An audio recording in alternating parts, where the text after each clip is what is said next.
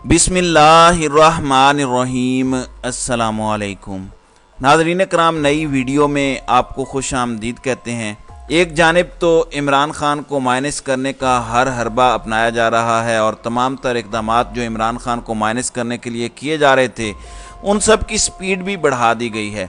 लेकिन इस सब में इमरान खान को माइनस करने वालों के साथ भी हाथ हो चुका है और खेल मुकम्मल हुआ चाहता है। नवाज शरीफ और आसिफ अली जरदारी से ताकतवरों ने बहुत बड़ा हाथ कर दिया है और इमरान खान को माइनस करने की ख्वाहिश रखने वाले कहीं के भी नहीं रहे। ताकतवरों ने अपना खुफिया कार्ड जाहिर किया है। इस हवाले से बड़ी अहम तरीन तफसीलात हैं जो आपके सामने रखनी है और इस वक्त कुछ दीगर डेवलपमेंट्स भी हैं इमरान खान के हवाले से। आपको पता है कि बहुत से केसेस अपने मंतकी अंजाम को पहुंचने जा रहे हैं, चाहे वो तोशा खाना के जज साहब हों जो रोज़ाना की बुनियाद पर समाअत कर रहे हैं और पाकिस्तान तहरीक इंसाफ के बेशुमार इतराज़ात के बावजूद वो बज़िद हैं कि उन्होंने ही इस केस का फ़ैसला करना है और जल्द अज जल्द करना है। इसके साथ ही साथ साइफ़र वाले मामले में इमरान खान की तलबी, आज़म खान का साइफ़र के अलावा नैब के Al-Qadir university trust 190 million pounds वाले केस में पेश होना या फिर 9 मई के वाक़यात की तहकीकात में JIT का इमरान खान को कसूरवार ठहराना और इंसदादी दहशतगर्दी की अदालत में स्पेशल प्रोसिक्यूटर का ये बात बताना, ये सब कुछ इस जानिब एक वाज़े और एक बड़ा क्लियर इशारा है कि सब कुछ मंतकी अंजाम तक पहुंच रहा है। इसमें कुछ और डेवलपमेंट्स भी हैं। नाज़रीन इकराम, एक जानिब तो पाकिस्तान की मईशत का बेड़ा गर्क किया जा रहा है, अवाम पर जुल्म के पहाड़ तोड़े जा रहे हैं और अवाम के कुव्वत ख़रीद और अवाम की आमदन कम होती जा रही है। महंगाई का जिन बेकाबू है। इन्होंने IMF के साथ मुआहदे के ऊपर लुडियाँ डाली और ये मुझे लगता है कि ये पहले हैं कि दुनिया की तारीख में ये वाहिद हुकूमत है जिसने मिन्नतें करके एक सरेंडर एग्रीमेंट पे साइन करके IMF के सामने जो अब शराइत भी सामने आई हैं वो पढ़ें, आपको पता चलेगा कि ये मुआहदा नहीं, ये स्टैंड बाय एग्रीमेंट एक सरेंडर एग्रीमेंट है जिसने सरेंडर एग्रीमेंट साइन करके कर्ज हासिल करके लुटियाँ डाली, कौम को मुबारकबाद दी, एक दूसरे को मुबारकबाद दी और ऐसे प्रिटेंड किया कि पता नहीं इन्होंने मुल्क के लिए कौन सा बड़ा तीर मार लिया है। अब वफाकी कबीना ने 7 रुपये बिजली फ़ी यूनिट जो है वो महंगी करने की मंजूरी दे दी है और बिजली के बुनियादी टैरिफ में 3 से 7 रुपये 50 पैसे फ़ी यूनिट इजाफा कर दिया है। बिजली की जो कीमत ये मैं आपको बता रहा हूँ, आपको इसके असरात जब आएंगे तो फिर पता चलेगा कि ये अवाम के साथ क्या जुल्म हुआ है। इस वक्त जो सिचुएशन बन चुकी है, अगर आप मुल्क के हालात देखें और मुल्क के अंदर जो इस वक्त खिलवाड़ हो रहा है वो खिलवाड़ देखें तो आपको समझ आ जाएगी कि इस वक्त अवाम किस कदर भरी पड़ी है और अवाम के साथ इन्होंने जो जुल्म किया है उस पर अब ये ढोंग तमाशा करेंगे। इसमें कुछ लोग, कुछ पार्टियां कहेंगी कि हम तो इस हुकूमत में थे ही नहीं, सारे मज़े लेने के बावजूद वो ऐसा करेंगे और पीपल्स पार्टी भी कौम को पागल बनाने की कोशिश करेगी। ये सब कुछ पूरे का पूरा तमाशा अब आपके सामने होना है। अभी और भी बहुत से तमाशे होने हैं।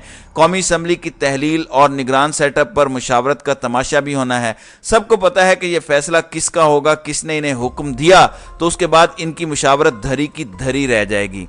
नाज़रीन इकराम, बहुत सी चीज़ें पहले ही फाइनलाइज हो चुकी हैं लेकिन अब इसमें आप देख लें कि सूरत हाल क्या है। दूसरी जानिब महकमा दाखिला पंजाब ने 9 मई को जिनाह हाउस और दीगर हसास मकामात के जलाओ घिराव केस की दोबारा तफ्तीश के लिए एक और JIT तश्कील दे दी है।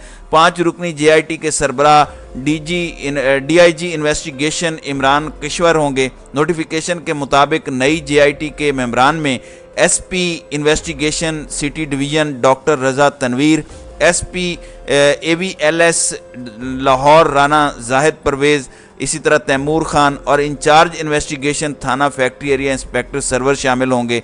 जलाओ घिराव केस में कत्ल, इक़दाम कत्ल और दहशत गर्दी समेत दीगर दफात शामिल हैं। नई JIT की दोबारा तफ्तीश ये होगी 9 मई को। चेयरमैन इमरान खान की गिरफ्तारी के बाद PTI के कारकुनों का एक एहतजाज हुआ, फिर उसके बाद जलाओ गिराव का एपिसोड हुआ, उसके बाद सब चीज़ें आपके सामने हैं। अब नाज़रीन इकराम, पिछली JIT इमरान खान को कसूरवार करार दे चुकी है, तो अब नई JIT से आप क्या उम्मीद करते हैं, नई JIT से क्या एक्सपेक्ट कर सकते हैं कि वो एक फर्दर स्टेप आगे जाएगी, एक कदम और आगे बढ़ाएगी? ये भी एक सवाल अपनी जगह मौजूद है। अब नाज़रीन इकराम, हामिद मीर ज़ाहिरी बात है कि हुकूमत के भी करीबी हैं और ताकतवरों के भी करीब हैं, अगरचे वो ताकतवरों के ख़िलाफ़ एक परसेप्शन है कि उनका एक फड्डा रहा है, انہوں نے ایک آرٹیکل لکھا جھوٹ بولے کوا کاٹے۔ میں آپ کو اس کے کچھ مندرجات بتانا چاہتا ہوں کیونکہ یہ ہاتھ ہو چکا ہے زرداری اور نواز شریف کے ساتھ۔ وہ اسٹیبلشمنٹ اور عمران خان کی لڑائی کیوں چاہتے تھے؟ وہ اسٹیبلشمنٹ اور عمران خان کی لڑائی صرف اس لیے چاہتے تھے کہ اگر یہ لڑ پڑے تو پھر آپشن تو ہم ہی بچیں گے، اسٹیبلشمنٹ پھر کیسے اڈاپٹ کرے گی، پیچھے تو ہم نے ہی بچنا ہے۔ اب وہ والی خواہشات ان کی ختم ہو چکی ہیں۔ تو حامد میر لکھتے ہیں کہ عجیب زمانہ آ گیا ہے، سچ بولنا ایک خوبی نہیں بلکہ بہت بڑی خامی بن چکا ہے، کیونکہ سچ بولنے والے اکثر اوقات ہار جاتے ہیں، جھوٹ بولنے والے آپ کو لاجواب کر دیتے ہیں۔ آپ بھی اپنے ارد گرد ایسے لوگوں کو جانتے ہوں گے جو اپنے جھوٹ سے آپ کو لاجواب کر دینے کی مہارت رکھتے ہیں اور ان کا سفید جھوٹ آپ کو خاموش کر دیتا ہے۔ جھوٹ سفید ہو یا سیاہ لیکن جھوٹ کے پاؤں نہیں ہوتے۔ جھوٹ بولنے والے جیت کر بھی ہار جاتے ہیں، اس لیے ایک محاورہ مشہور ہے کہ جھوٹ بولے کوا کاٹے۔ سچ یہ ہے کہ ہم نے آج تک کسی کوے کو جھوٹوں کو کاٹتے ہوئے نہیں دیکھا، لیکن خدشہ ہے کہ جناب پرویز خٹک کو کوئی کوا ضرور کاٹے گا۔ پرویز خٹک نے پچھلے ایک سال میں کم از کم 101 مرتبہ بیان دیا کہ وہ عمران خان کے ساتھ دھوکے اور بے وفائی کا کبھی سوچ نہیں سکتے۔ انہوں نے بار بار کہا کہ وہ خان صاحب کا ساتھ کبھی نہیں چھوڑیں گے۔ جب بھی پرویز خٹک بڑے اعتماد کے ساتھ اپنے گٹے جوڑ کر عمران خان کے ساتھ وفاداری کا اعلان کرتے تو ہمیں مرزا غالب یاد آ جاتے، جو کہا کرتے تھے کہ تیرے وعدے پر جیے ہم تو یہ جان جھوٹ جانا کہ خوشی سے مر نہ جاتے اگر اعتبار ہوتا۔ تو ایک طرف پرویز خٹک بار بار عمران خان کے ساتھ وفاداری کی ڈگڈگی بجاتے رہے، دوسری طرف ہم مسلسل یہ دعویٰ کرتے رہے کہ خٹک صاحب بہت جلد تحریک انصاف چھوڑ دیں گے اور نئی پارٹی بنائیں گے۔ خٹک نے مجھ ناچی سمیت کچھ دیگر صحافیوں کے دعووں کی بار بار تردید کی اور ہمیں خاموش کرانے کے لیے کہا کہ میڈیا جھوٹا پروپیگنڈا بند کرے۔ میں نے پرویز خٹک کے ارادوں پر 9 مئی سے پہلے تبصرہ شروع کیا تھا۔ 9 مئی کے بعد خٹک صاحب نے تحریک انصاف میں نقب لگانے کے لیے میل ملاقاتیں شروع کیں تو 3-4 سابق وزراء نے مجھ سے پوچھا کہ آپ کو کیسے پتا تھا کہ پرویز خٹک نئی پارٹی بنا رہا ہے؟ میں نے پوچھا کہ کیا ہوا تو ان صاحبان نے کہا کہ موصوف نے ہمیں عمران خان کا ساتھ چھوڑنے کے لیے کہا ہے۔ جن لوگوں نے مجھے خٹک کے ارادوں کے بارے میں بتایا ان میں سے کسی نے ابھی تک ان کی نئی پارٹی میں شمولیت اختیار نہیں کیا۔ یہ حضرات جہانگیر ترین کی استحکام پاکستان پارٹی میں شامل ہونے کے لیے بھی تیار نہیں ہیں۔ مطلب آپ سمجھ جائیں یہ کون لوگ ہیں۔ استحکام پاکستان پارٹی سامنے آنے کے بعد میں نے ایک دفعہ پھر کہا کہ پرویز خٹک اپنی نئی جماعت بنائیں گے۔ مجھے حیرت ہوئی کہ خٹک صاحب نے اپنی جماعت بنانے کے اعلان سے 2 دن قبل تردید جاری کی اور کہا کہ وہ کوئی پارٹی نہیں بنا رہے۔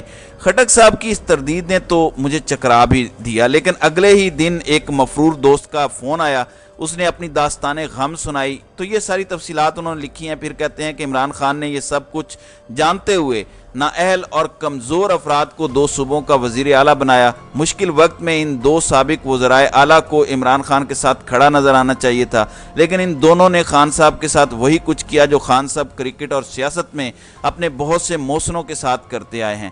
ظاہری بات ہے حامد میر صاحب تنقید نہیں کریں گے تو خان صاحب کے ساتھ تو کیا اور کریں گے۔